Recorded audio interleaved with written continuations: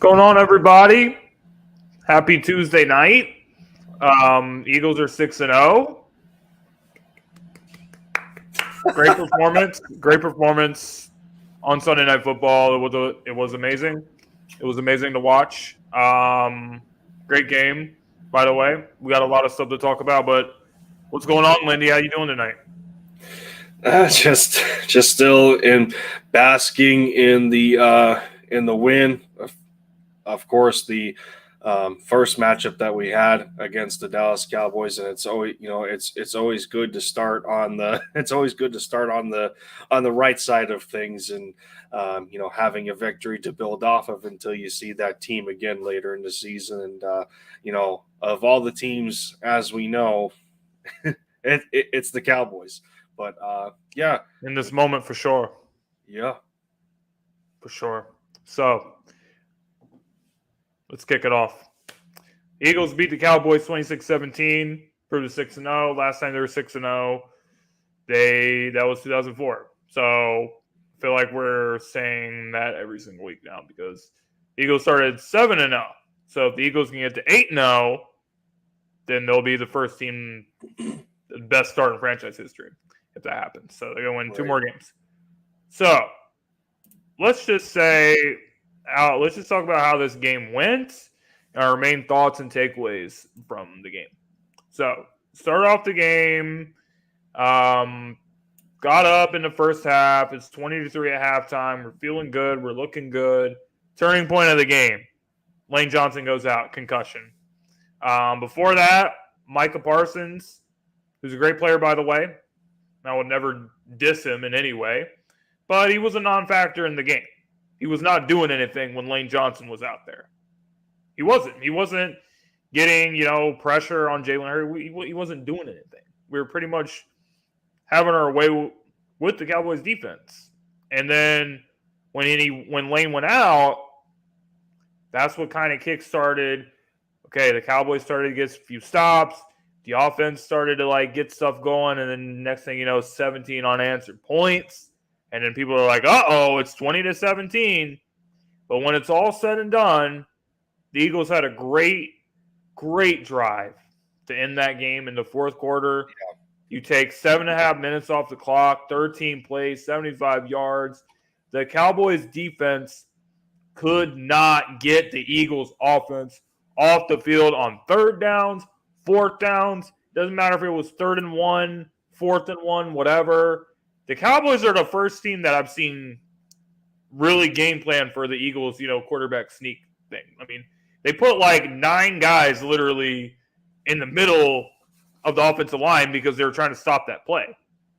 And they still couldn't stop it because, A, we have a really good offensive line, but also Jalen Hurts is a strong dude. 600-pound squat. You can see him just churning his legs, and we don't win this game without Jalen Hurts. Everyone is saying that he had 150 yards. Listen, if he would have had to throw for 300 yards in this game, I think he very well could have done it. But the defense showed up. You had Chauncey Gardner-Johnson that had 2 interceptions. They had 3 picks off of rush overall. I think Slay got the other one. So you know what? That was complimentary football at the end of the day. Short field, executed the plays, put the points on the board. The Eagles were the better team, and they left no doubt on Sunday night. Yeah, absolutely. I mean, we went into this game with the expectation that it was going to be, it was just going to be one of those kinds of battles going back and forth as is every time that we face the Dallas Cowboys. And, heading into week 6, this is a Cowboys team that was 3rd in the NFL in points allowed. Average, their defense giving up less than 15 points a game. And then heading out of that game, they got bumped to 4th. They lost 1 spot, so their average went up a little bit. I think it's just under 17. But the Eagles were able to stay as the 4th scoring offense in the NFL. And the scary part is the offense is inconsistent. We're still doing all of our damage in the first half, and then the second half comes around, not being able to build off momentum from the first two quarters, sustain drives, this, that, and the third. And despite all of that, we're still fourth in scoring in the entire NFL. That's quite impressive. The Eagles have also scored the most points in the second quarter in NFL history. Yeah. So I forget how many points overall it is, but it's NFL record. Right. But to say the least, that's impressive to say the least. Again, Hurts 15 to 25, 155 yards, a couple of touchdowns. And it's not about how many yards. Sometimes it's not about how many yards a quarterback throws for. It's how efficient the quarterback was in throwing for those yards. So when you look at a guy that had a passer rating of 105, his QBR, was 5 points off of 70. Hurts didn't have to do anything extra to stay efficient in the most important moments, and I think that's what matters the most. Now, granted, there was some opportunities that that were there. Trevon Diggs was predictably falling for some double moves. Devontae Smith was taking advantage of that. Smitty was open on some of those plays, and because of some of the the defensive pressure and flushing Hurts out of the pocket, he couldn't get to those. AJ Brown had Diggs beat on another play too. Yeah, exactly. And these are longer developing plays, and Hurts doesn't have enough time in the pocket to really finish out those progressions and wait for the longer plays to conclude their developments. But nonetheless, he was still able to distribute the football very well. The big three combined for 12 catches on 18 targets. That's pretty consistent in terms of catching the football, aside from two pretty bad drops by AJ Brown and Dallas Goedert, and kind of predictable. Goddard, as we have known throughout the years, to have some of the case of the dropsies, and AJ Brown one against Arizona too. Yeah, there you go. AJ Brown has come over from the Tennessee Titans, and here and there he's had some drop issues on his own right. But the Eagles did manage to have, I think, three receivers, 25 yards or more. I think two of them were 40 or more. So aside from that, the offensive line didn't have their greatest day. They allowed 4 sacks. I think some of that attributed to losing, again, Lane Johnson at halftime because of the concussion. And then insert Jack Driscoll at the right tackle spot. Micah Parsons lines directly over top of him. And I think this is where the Cowboys dropped the ball here. There was plenty of opportunity to really take advantage of the loss of arguably the best right tackle in football. He goes out. Hasn't allowed a sack in 2 years. I mean, that's what I'm saying, but it was also a part of what the Eagles were able to do in terms of their game plan, keeping Micah and the defense on their toes.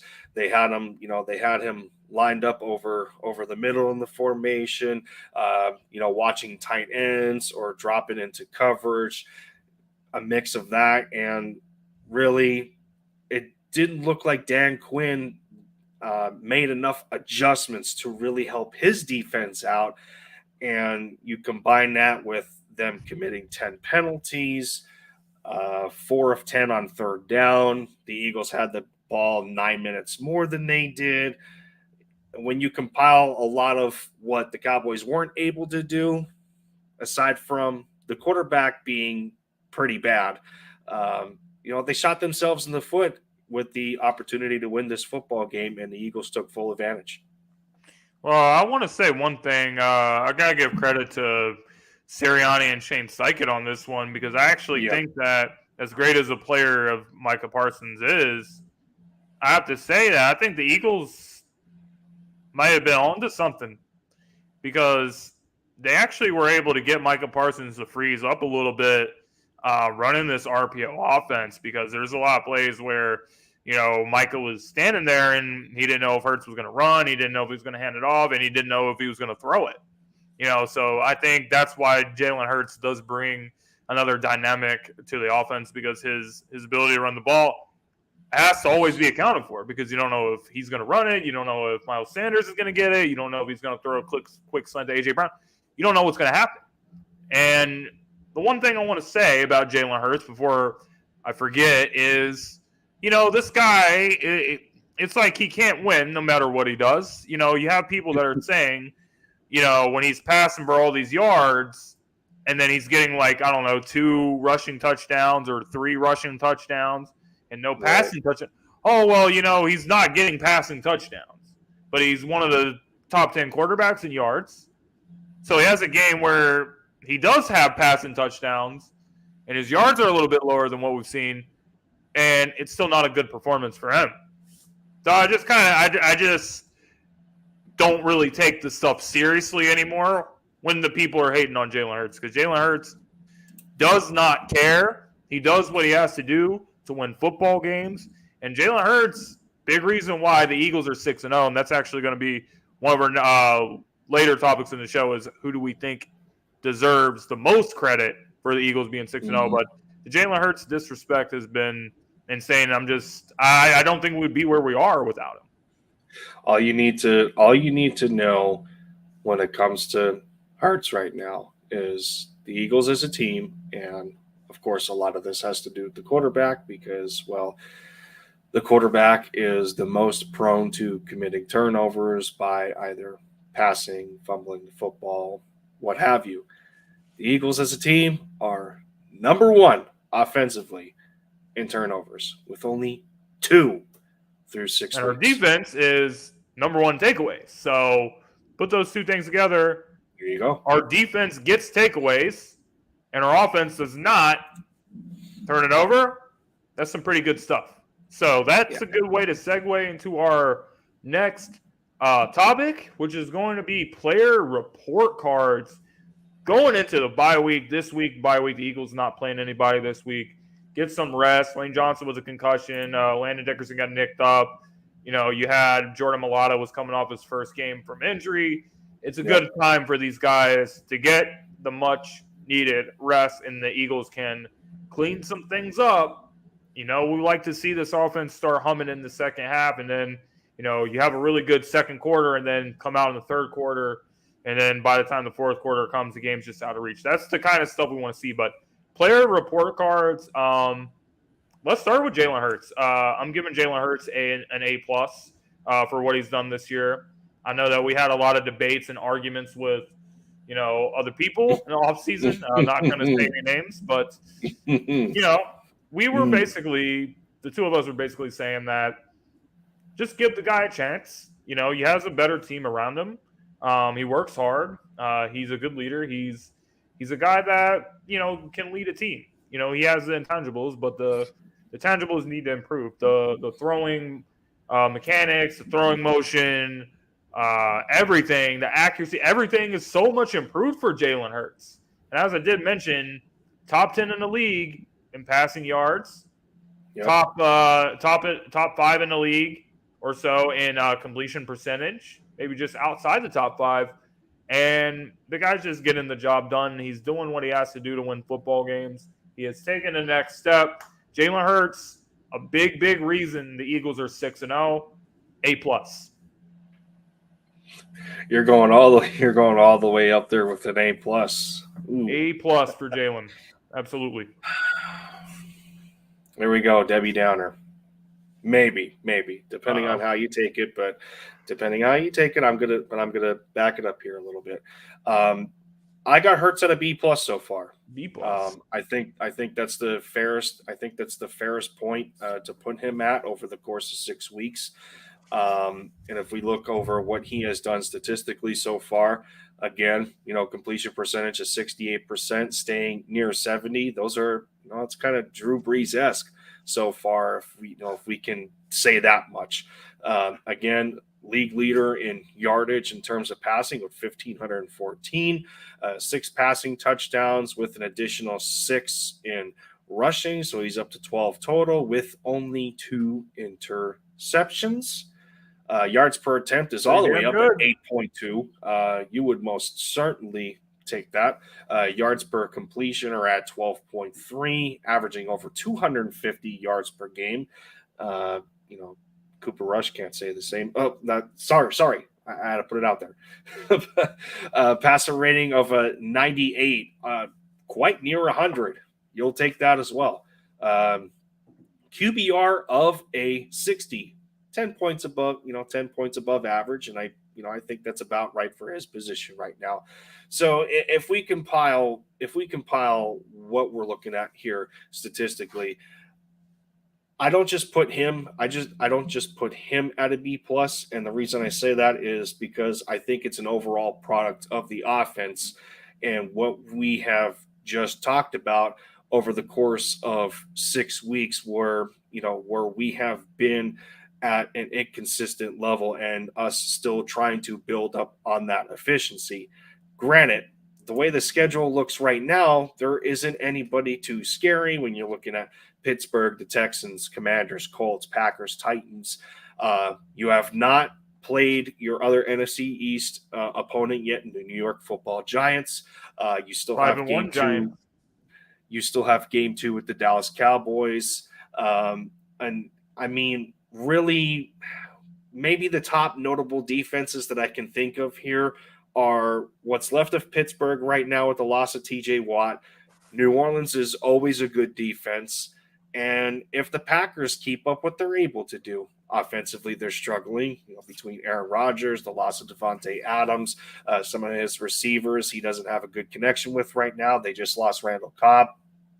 So what I'm ultimately saying here is that there is a good balance in the remaining schedule that they have, to be able to build on their efficiency. But when you do have to play more than one good defense, and good defense, you can either say so top part 10. Of your criteria for your grading is the quality of the defenses that he's played against. Is that what you're saying?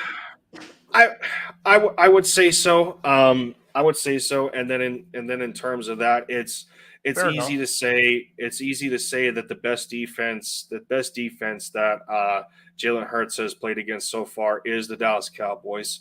Easily. And surprisingly, some may argue it could be somebody else on the schedule, but maybe it's just due to what Dallas can't do offensively, and they are a defensive-centric team, much like the New York Giants are. So that's going to be another test for us, I believe.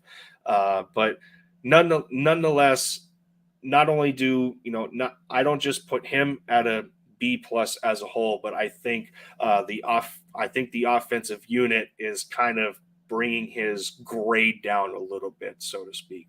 So basically, we'll see where they improve. Right now, you're giving him a B plus, but potentially by the end of the season, maybe we'll do this again at the end of the season. Yeah, we'll see if he can right now. We'll see if he can climb up to an A plus in Lindy's book. I've already got an A plus. Lindy has it at a B plus. Fair enough. So let's go to the defense. I'm gonna do something a little different here. James Bradberry. Has James Bradberry not been outstanding? I mean, this guy was the guy that I was worried about. I thought he was an upgrade, but I was just looking at what happened last year with the Giants, and I'm like, man, this guy was not looking good over there. But when I'm watching this secondary, I'm really not worried about anything back there. I mean, Chauncey Gardner-Johnson, he He had 2 interceptions on the back end. Marcus Epps is doing his thing. Big play Slay doing his thing. And James Bradberry, this guy's playing like a number 1 corner. I think after the season, he's going to get paid like a number 1 corner. The Eagles are going to have a dilemma on their hands because you have to probably extend Darius Slay, and you got to extend Chauncey Gardner-Johnson, and you got to extend James Bradberry. And I don't think they're going to be able to pay all 3 of the guys the money that they want to make because that's just how the NFL works. But for what he's done this year, it's been amazing. I mean, this guy, he's a playmaker. You saw him on the tip drill, tip the ball up. Chauncey Gardner-Johnson gets the first interception. He's a playmaker. And I don't really think that any of these crazy passing offenses, if they went up against the secondary, I really wouldn't be too worried about it. I love the way James Bradberry has played. He has definitely been one of, if not the best acquisition on the defense for this season. I'm going to give him an A. Yeah, I think when you talk about your number 1 and your number 2 corner, and of course Maddox, Maddox is an outlier here when you mention the slot and what he's been able to do over there, minus being out for at least the game, I think, due to an ankle injury, but he comes back like nothing has ever happened, and he's still playing to the level that he's been, especially coming off of last year. But when you take the combination of Slay and Bradberry, it's an easy A right here. And I think one of the key differences when you look at what Bradberry was doing, defensively with the Giants, he was in a position where some games he was the number 1, some games he was the number 2, and then just swapping back and forth with the rest of the secondary that the Giants had. And between a mix of man and zone, he was getting taken advantage of. So now that you have the proper partner on the opposite side of the field, you're not facing number ones all that often, and that kind of energy, the kind of energy when you play at a high level, that rubs off on your teammates. So when you pair 2 guys up together like that, it's just a better match made in heaven to how well that they are playing. And I think the other thing is James himself he's not putting himself in a position to be attacked. So in other words, he's basically playing like what was it? I think 2019 when he was a Pro Bowler. That's the way he's looking right now. He's not showing himself in a way that he's vulnerable to being attacked down the field. He's sticking his guy most of the time. Great coverage, aside from on the play with the second interception by Gardner-Johnson. CeeDee Lamb actually had him beat, but it's because Bradberry stumbled in the midst of some minor contact, and that could have been a touchdown had it been a better ball by Cooper Rush with the pressure of Brandon Graham. But nonetheless, when you take Bradberry and Slay combined, it's an easy A right there for what they've been able to do, especially early in the season. For sure. James Baldberry is out here doing the thing, so all power to him. So next up, let's go back to the offense for a second here. A.J. Brown has been unbelievable for the Philadelphia Eagles this season. He's their leading receiver, had the touchdown against the Cowboys. Listen, this guy, he's a beast, and he brings a different thing to this offense. I think that A.J. Brown has been everything that we've expected and more. So you get the ball in this guy's hands, big plays happen. You saw him against the Cowboys making big plays, getting yards after the catch. He's so big and strong, it's hard to bring him down. And the chemistry has with Jalen Hurts, I mean, their friendship, we talked about a lot in the offseason how this was going to play a factor, and it certainly has so far. And I got to say, I got to give A.J. Brown an A for sure for this season so far.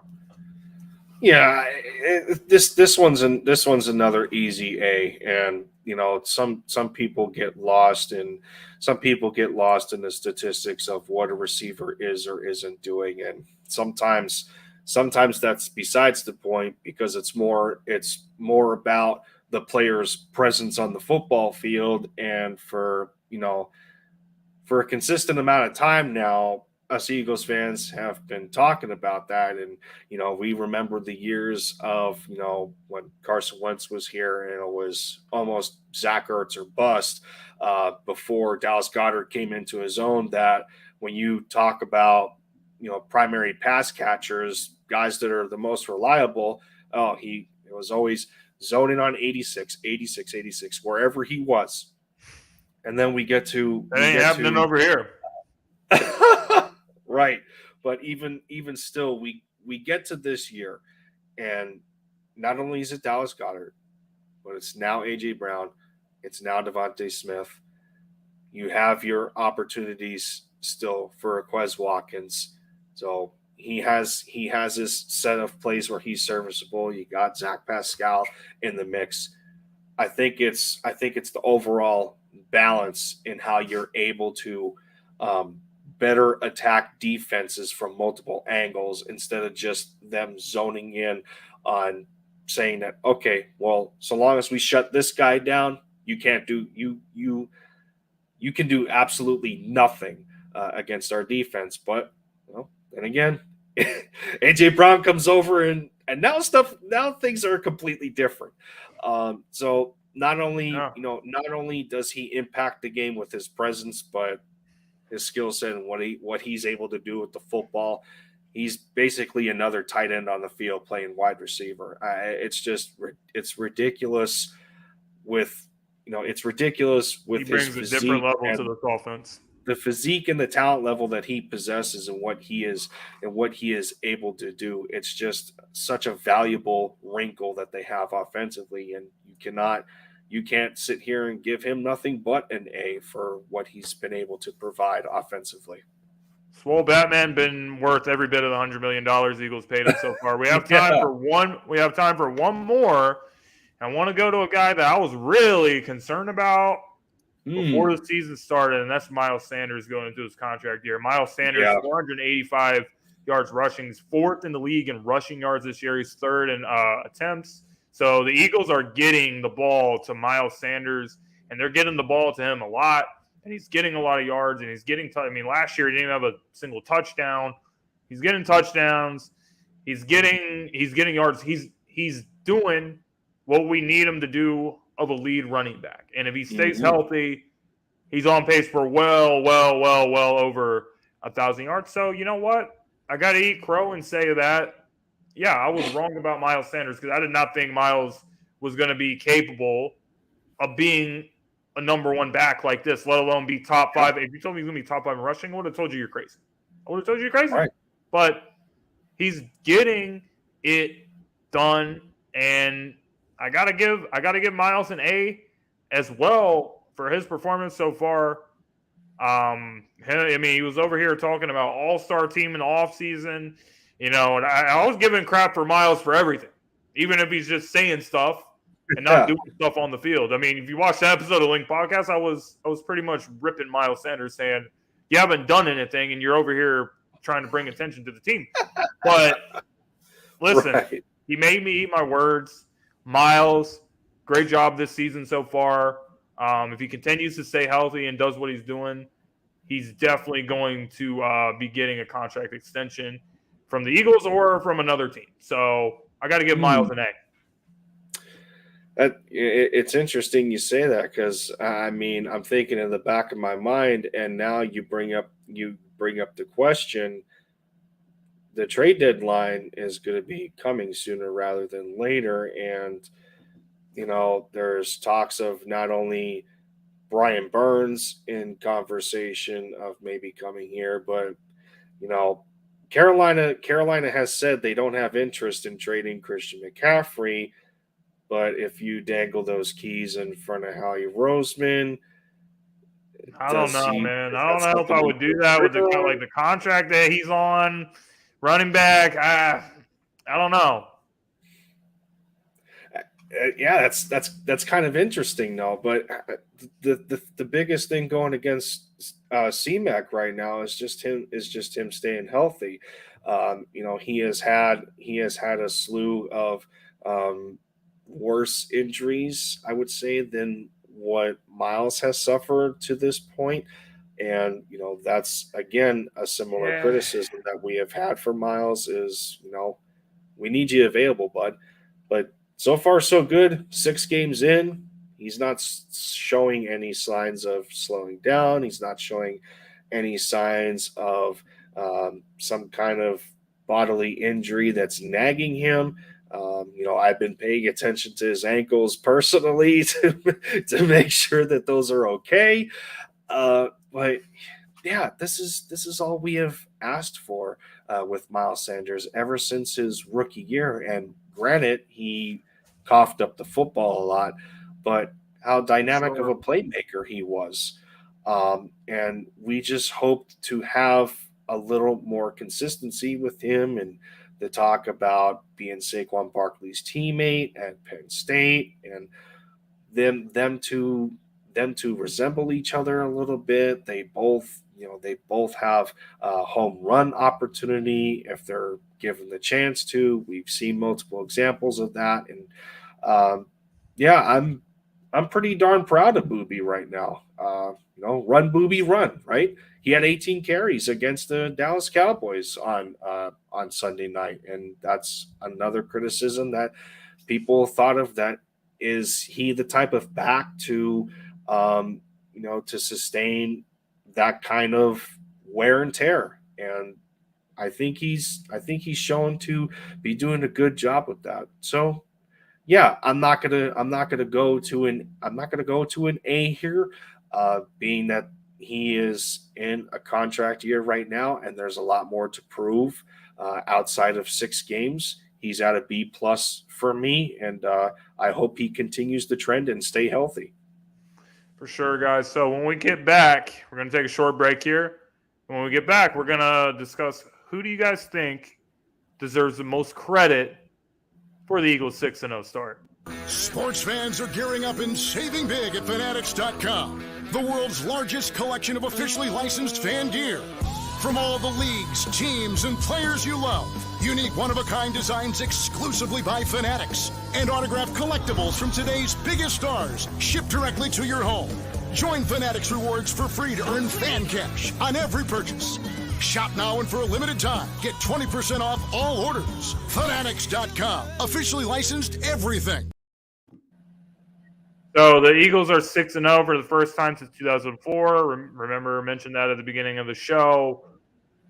This team has been hitting on all cylinders. You can make an argument for anyone, really, as far as who deserves the most credit for the Eagles' 6-0 start. But, Lindy, for you, I'm going to let you take the floor first. Who do you think it is? Who deserves the most credit for the Eagles' 6-0 start? Call me boring. Call me boring with this answer if you want. But me personally, I cannot point the finger at specifically one person. I think this has to go to the community, or the organization as a whole. And a lot of it just stems from the very beginning in the offseason to how well the draft flowed in our favor, the players that we were able to bring in, seeing what Jordan Davis is doing so far. We're trying to get Nakobe Dean incorporated, and some people have a little bit of concern of where he is right now, but again, we're only 6 games in. The AJ Brown trade. And then, later down the road, after training camp's over, yada, yada, yada, CJ Gardner Johnson could arguably be one of the most underrated trade acquisitions that Howie Roseman has made to bring him in here. And it's almost not even close to me. Just by the sheer impact of what it means to be able to have, what it means to be able to have that kind of safety to helping out your corners in the secondary one Safety that was is a position we're really concerned about before the season. yeah, absolutely. And us talking about, well, do we have to go after Marcus Williams? A lot of us, including myself, wanted the Honey Badger. Jesse Bates was dangling in front, dangling in front of us, in front of Howie Roseman, as he could assign the franchise tag with Cincinnati. CJ comes in, and really, I don't know how many people really expected that move. It was kind of an under the radar move, but we kind of understood that he was a part of a Saints defense that has consistently been around the top 5 to top 10, and he has been a part of that. So you add him to this defense, and like I said, what it means to have a safety that is a threat to producing turnovers in the secondary and putting him behind guys like Slay and Bradbury and Maddox to command really good secondary, command the receivers at the third level. It's absolutely crazy, and I can break down the rest of it and go into further detail if I want, but that's going to take an additional 20 minutes, and I don't want to do that. So if I can bring this all together collectively again, like I said, I cannot point at one specific person when everybody involved is on the same page. They all have the same goals. And the hunger that they possess to want to prove a lot of naysayers in the NFL wrong right now, after them seeing us get mollywopped by Tampa Bay in a wild card playoff game, that, you know what? We just needed a year to build this thing. Losing that game was together. The best thing to happen to this team. And that's what I'm ultimately saying. You needed that time to build the chemistry, to reset the culture, the cohesion of that unit between coaches and players. And look how harmonious a lot of it is right now. Our talks about Jonathan Gannon, if I can bring it up here, the Eagles are the 6th ranked defense in points allowed. Did anyone see that coming? With a Jonathan Gannon-led defense, very little. I mean, I think people just didn't have faith in him. I mean, we knew we had the talent to do that, but we were like, yes, he's not going to use the talent, right? And you know what? I've been wrong about that as well. So I'm going to take that. So yeah, again, I would say, like I said, I'm not pointing this at a specific person, specific coach. However you want to take it.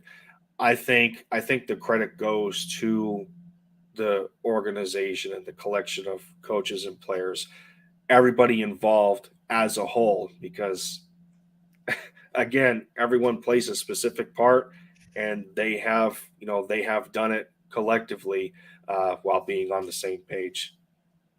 Yeah, you know what, Lenny? I think I'm with you on that. It's hard. It's really hard to give it to one person. There's so many people you can give it to. Yeah. I do not think we will be where we're at without Jalen and his progression and taking the next step. The coaching staff, Gannon, Sirianni, Steichen, like all the guys, they've been doing their thing. They've been coaching really well, making adjustments, doing what we got to do to win football games. But if you put a gun to my head, I got to give it to one person, then I'm obviously going to give it to Howie Roseman, because he made the moves and he was a different, like Jason Kelce said, he was a different Howie Roseman coming out of that room at the Super Bowl speech that he made. And he was a different Howie Roseman. You know what? This is a guy that everyone was nervous because he had multiple picks and he can't draft. And he traded a first-round pick for A.J. Brown. He traded up and got Jordan Davis. He got Nakobe Dean in the 3rd round. He traded like a 5th and a 6th-round pick to go get Chauncey Gardner-Johnson, who's been – you can make an argument he's been the best pickup for the defense, even though Hassan Reddick's also been balling. And James Bradbury's been balling. And a lot of guys been balling. But Chauncey, I mean, the guy hurt his wrist in the game, and he came back in and got another interception, which pretty much was sealing the game. Had an interception against the Cardinals. So, I don't know, man. Like, all the moves that he made, and he was aggressive, and he stayed aggressive. It wasn't just like he was aggressive in free agency or he was just aggressive in the draft. The whole offseason from start to finish, he was aggressive. And I think that's actually a thing that speaks about the culture. Because there's actually a story about Nick Sirianni trying to, after the Tampa Bay game, you know, there was Zach McPherson who was having car troubles and stuff, and Howie Roseman actually called him up and said, you know, because they were supposed to talk about some stuff, and then Nick Sirianni was there helping the guy. Yeah. Because his car was having issues, and then, you know, he didn't hear back from him for like an hour or an hour and a half or something. And he's like, and Howie's like, what's been going on? And he's like, oh, I was helping him. We just finished up. What's up?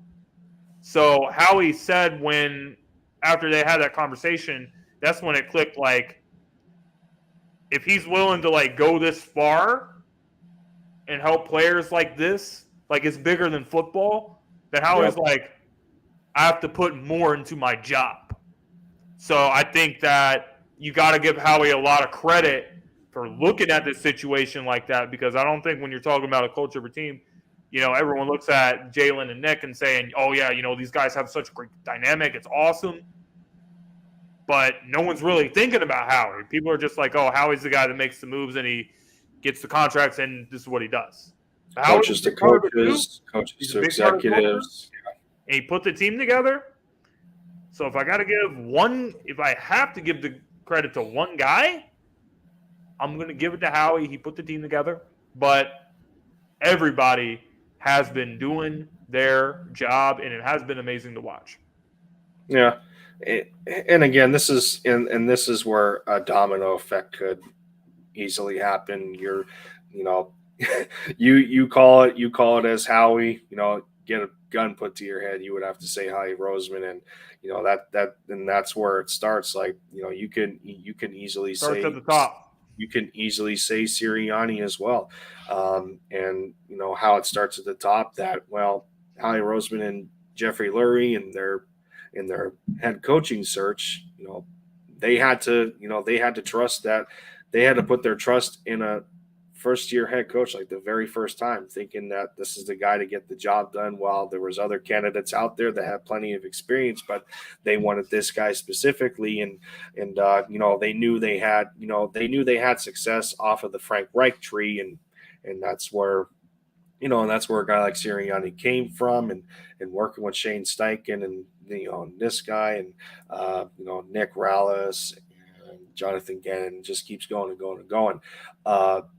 But Sirianni could be put in that same category as well, because it's just as important for the players to buy in to the philosophy of what the coach wants for the football team, and that's just as important. You know, it's crazy, because I don't think we have seen it as tight knit the way it was in that 2017 year, on how Doug Peterson's word was getting across to his players, and how strong of a presence it was bringing, on how strong it felt, you know, by word of mouth. And Sirianni is starting to build that in his own right. But I think it's to a stronger degree.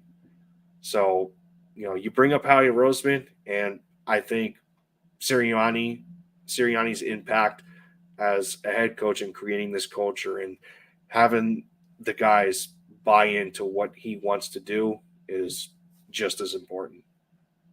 Yeah, I think there's plenty of room to go around for who deserves the most credit.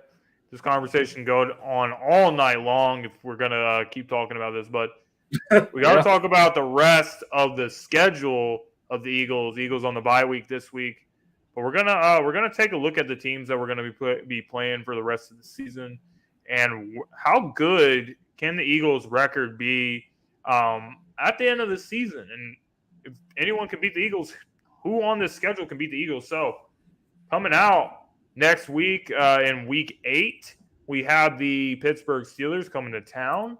Obviously, quote unquote, state rivalry with them. Steelers struggling a little bit, 2-4. Kenny Pickett taking over. Then you got Jalen Hurts homecoming, the Houston native going down there to take on the Houston Texans. Really been struggling. Carson Wentz going to be out a few weeks. So unfortunately, Carson Wentz looking like he's going to miss his return to Philadelphia. So any of the people that were going to that game to boo Carson Wentz, unfortunately, you're not going to be able to. Then you got the Colts, who have been struggling a little bit, even despite their 3-2 record. Green Bay been struggling, back-to-back losses to the Giants and the Jets. The Packers are looking like a team that could be in panic mode. Then you got the Giants, 5-1 Giants. They're finding ways to win football games. I think they have been a little bit lucky, but sometimes it's better to be lucky than good. Bottom line is Giants are 5-1. Bears, they stink. There's not much to be said. Justin Fields really struggling. Then you got the Saints, not looking too hot. And then you got the Giants again to close out the season. So, Wendy, what are we thinking here? What is the Eagles' record going to be by the end of the season? We're 6-0 right now. What's the record going to be come the end of the season? By the end of the season I think is a deeper stretch for me right now. But if I'm taking the next 6 games, at that point the Eagles have a real shot of being 12-0. I'm being serious on that. I'm being absolutely serious on that. Steelers, Texans, Commanders, Colts, Packers, Titans. Yeah. The Eagles have a real shot of being 6-0 in their next 6 games. I think the most viable defenses that they would face is between the Steelers and Packers. But again, it depends on how we attack these defenses. I have no idea. In the Steelers win against Tampa Bay, the Bucs were only able to run the ball for 75 total yards. And Tampa's offense really been struggling this year. Yeah. So with what Tom Brady's been going through, the team itself fighting through injuries, his offensive line is banged up. The defense is banged up. They don't have Murphy Bunting. They don't have Logan Ryan, and a few other, notable guys defensively that they're missing, although they're still very efficient as a defense in being 5th in points allowed. Take of that what you will. But I think what really did them in that game is their lack of being able to run the football and 75 total yards. We know the Steelers are well coached under Mike Tomlin, but they have had a quarterback carousel as of recently with the Kenny Pickett injury, as you mentioned, Mitch Trubisky, whoever else it may be. We have no idea. But Mason Rudolph. Yeah, exactly. So who knows to this point who we're even going to face. And I think they had a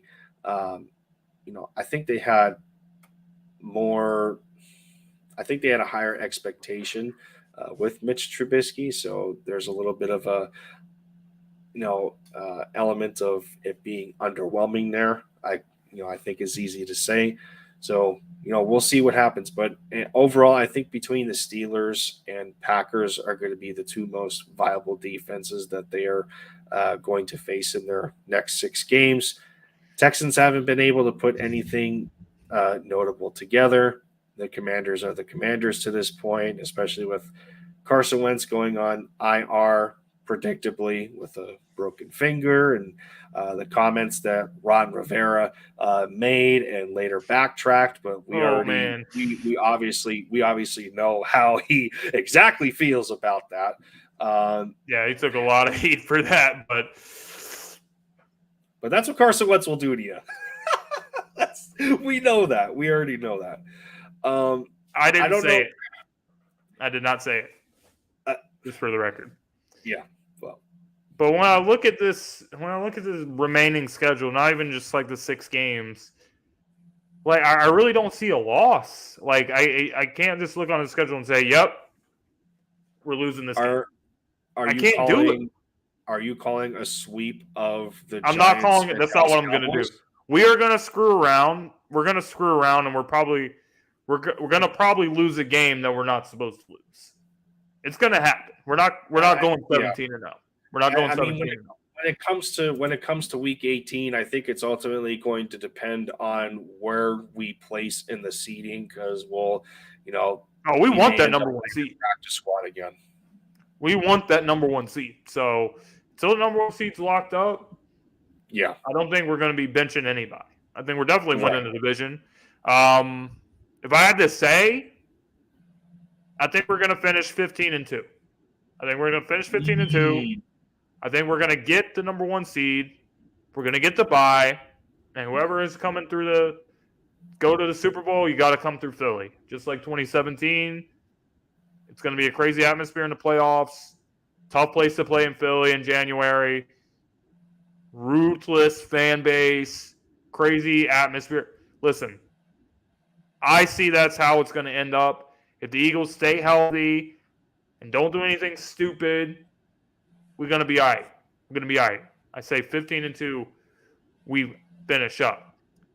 But with that being said, is that your best case scenario? You want to give me a scenario? Is your best case scenario 15-2? No, I mean my best case scenario is obviously 17-0, but I'm I'm being serious. I mean, we're gonna lose. We're gonna lose a game that people are gonna say, "Oh, how did the Eagles lose to this team?" It might be a division game. We might, the Cowboys might get us and ruin our Christmas or something like that. It might, Jerry Jones stole Christmas, the 90,000-year-old Grinch or whatever. Some crap's gonna happen, and we're gonna lose a game or two. But I can't really see us losing that many of these games. I can't. With what I've seen so far, I think there's going to be a noticeable improvement after the bye week. I think the bye week came at the perfect time. We're seeing the offense sputter a little bit in the second half of the season and in the second half of the games. So I think the second half of the season, we're going to go from here to here, and we're going to take that up a notch. So I think the Eagles are just going to get better as the season goes on. 15-2. That's what I'm going with. I don't know if the second game with Dallas is going to be meaningless. There's no way that we're going to want unless Dallas starts losing games that they're supposed to win. Listen, you know what? I know Dak has a considerably higher ceiling than Cooper Rush, and the Cowboys are a better team with Dak Prescott at quarterback than Cooper Rush, but I'm not really sure Dak elevates the Cowboys offense as much as people think. I mean, in the first game against Tampa, he was really struggling. So Dak has to show me that he can raise this Cowboys. This Cowboys offense is terrible. They're bad. So can he raise them up a level? That's what's going to have to happen for the Cowboys to have success. So we'll see. Yeah, that's totally fair. That's totally fair, Reaper. I'm not going to bash your opinion. If your best case scenario is the Eagles going undefeated, and that does, as of right now, it doesn't look like a stretch based on what the rest of the NFL looks like right now. But then your second scenario is 15-2. Okay. Worst case scenario for me, and this doesn't even sound like a worst case because it's, it sounds like one of the top records in all of football. Worst case scenario for me is the Eagles going 13-4. If I had to pick their losses, and if I absolutely had to pick the losses, I say there's a possibility that we split with the Giants. Dallas may ruin our Christmas. Again, we don't know how they are going to look with Dak Prescott. We're not going to know how they look when Dak comes back. By rule of thumb, if you want to put it that way, they should be better. The game is in Jerry World, so we already know how hostile that territory is. Although we can't stand playing there in that, with the disgusting blue star everywhere. Aside from that, the last game that we have against the Giants is going to be at the Linc. We have to go to MetLife first to face them. We have had some recent success there, I guess, aside from that debacle of a game last year where we were just absolutely atrocious. But aside from that, we have had our ups and downs at MetLife, so that's to be determined. The Eagles already know how to play at Soldier Field against the Chicago Bears, so I'm not worried about them whatsoever. And I think the key games that you can point to and say the Eagles should win those games, but there's still a possibility that they don't. And me bringing up the Packers as a viable defense, the Steelers as a viable defense, and the New Orleans Saints. But what the Eagles have going for them in those situations is that Pittsburgh, the Packers, the Saints, Titans, and the Commanders, which I'm just going to mention them. All those games are at the Lincoln Financial Field. We have had tremendous success against the Steelers when they come to the Linc.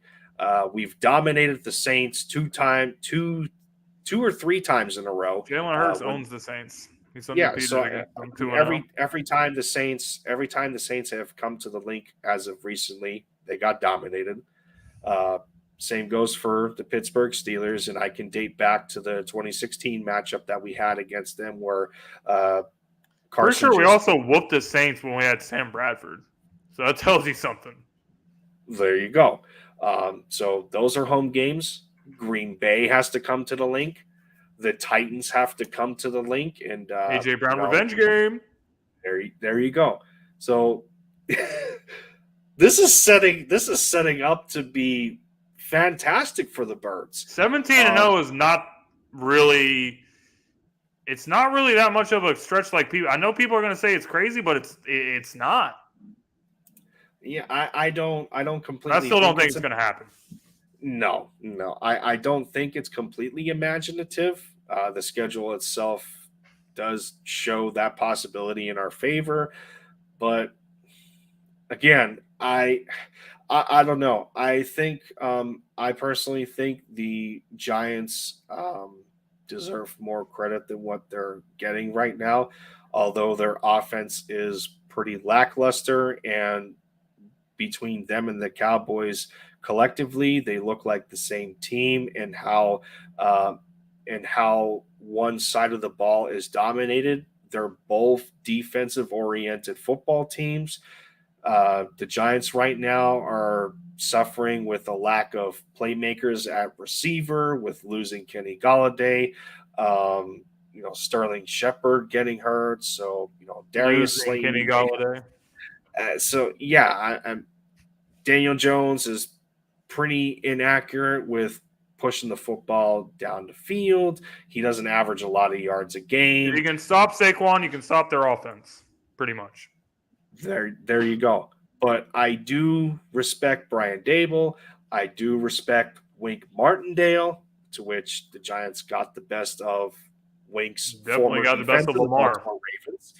So you can make an argument that one of their losses could be from the Giants right now. But again, we're looking how many weeks later into the year, to which when these teams approach their bye weeks, they haven't had their time to make those kind of adjustments yet.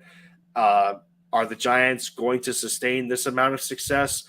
Are teams like the Steelers going to turn it around? Green Bay, the Titans, the Saints, you just don't know right now. But the way the schedule is laid out, there's plenty of favor for the Eagles, and we could be looking at a high number in the win column for sure. Ladies and gentlemen, we are right at the 1 hour mark, but we are going to take things into OT. We're going to go for an extra 5 minutes here. And one of the biggest debates going around right now, everyone knows how good the Eagles are, or they don't know how they are because people keep saying that we haven't beat anybody, even though we're 6-0. So, we have teams not only in the NFC people have compared us to, obviously the Cowboys, the Giants are 5-1. Like, the NFCs has been the worst division pretty much almost all of the years, but not this year. And then, 49ers, they lost to the Falcons, but I think they're a sleeper team. I think their defense is really good. If Jimmy G can figure it out, 49ers will be aight. There's some teams over here. And, Aaron Rodgers, Tom Brady, they're still over here. Even though things aren't looking too good right now, might be different in January. Just saying. And then the Vikings also 5-1.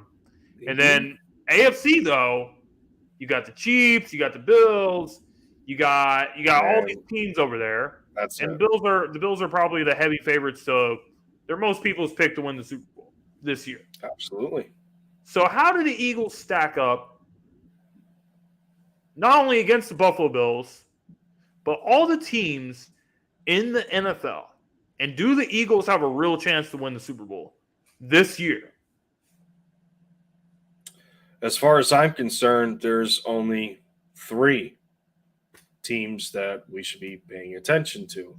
Aside from us, it's the other 2 juggernauts in the AFC between the Chiefs and Buffalo Bills. I don't know how the Vikings are going to look. They seem to be kind of a fraudulent 5-1 right now. They always seem to be a playoff team with Kirk Cousins, but I don't know. They just can never seem to get over the hump that they so desire to. Like I said, the point that I made for the Giants in the previous topic, are they going to be able to sustain this level of success? You can put the Vikings in the same category. We have to see how the rest of these teams look throughout the latter part of the year. You just mentioned the duo of Aaron Rodgers and Tom Brady that are in the NFC, and are a team like the Chargers going to bounce back? Although defensively they have been abysmal. So, yeah, man, I don't know. No one else is really sticking out to me other than the Eagles, of course. The only one that's still undefeated, Buffalo, and the Chiefs, even though the Chiefs right now have somewhat of a issue with who's their go-to receiver outside of Travis Kelce. No one really has stepped up to replace Tyreek Hill, although you can't replace a cheetah, fastest man in football, but what he was able to do for Kansas City and how it just stretches their offensive ability. Mahomes has had his games where he, uncharacteristically struggles. And 2 picks against the Bills this past week. There you go. So against better defenses, he's having his issues. And, defensively, it's the Eagles and Bills right now, and it's very close between the 2 of them. Yeah. And I know a lot of people are talking and asking the question, are the Eagles the best team in football? That's right now, I would have to say the Bills are slightly better than us. Right. But there's a big but. Mm-hmm. I am not sure it's going to stay that way. Because I don't think the Eagles have peaked. I don't think they peaked. I think that, as I said, after the bye week, we're going to go from here, and we're going to raise it up a notch, and we're going to come to here. And the Eagles are going to start playing better football by the end of this season into the playoffs. As good as the Eagles team has been so far, they're going to be much better. And I don't think the gap between the Bills and the Eagles is as big as a lot of people think it is. And if they do meet up in the Super Bowl, I do think we would have a good chance to win that game. I am going to say that right here and now. Yeah, for sure. I think the scariest part here is that the Eagles have done most of their damage in the first half. And for a team to be lopsided like that in terms of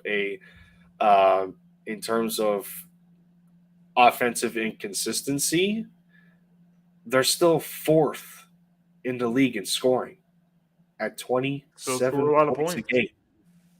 Fourth, with most of your points coming in the first half. So when you say the Eagles haven't hit their peak yet, I mean, you can easily say it. You can easily say it like Jalen Hurts has been this whole time, guys. We're still leaving money on the. We're leaving money on the table. I love it when he says that. And there's plenty more. And there's plenty more to go after. So, yeah. Yeah. All right. I have to agree with you there. It's not a large gap between. It's not as. I don't think it's that big of a. The Eagles are legitimate Super Bowl contenders this year. Mark it down. I don't care. Anyway, it was a great show tonight. We went into 5 minutes, 6 minutes overtime. Lindy, before we sign off of here, just real quick, let the people know what stuff you've been working on lately. Well, this week is gonna be a little more active. I'll probably break down some things a little more that is kind of hard to in a podcast episode. Get more in depth on some of the topics that we talked about over on my channel, and I'm waiting to hear back on a golden opportunity that may very well happen. Maybe this weekend. I don't know yet. Still waiting to hear back. And we'll see. That's what I'll leave it at. Definitely tune in, man. We don't know what this golden opportunity is. Lindy got some stuff cooking over there. Let Lindy cook. Can't let Russ cook because Russell Wilson definitely not cooking over there with the Denver Broncos. My goodness. I had to throw that Russ out of there. So LinkedIn country, let's ride. We'll see you on the next episode.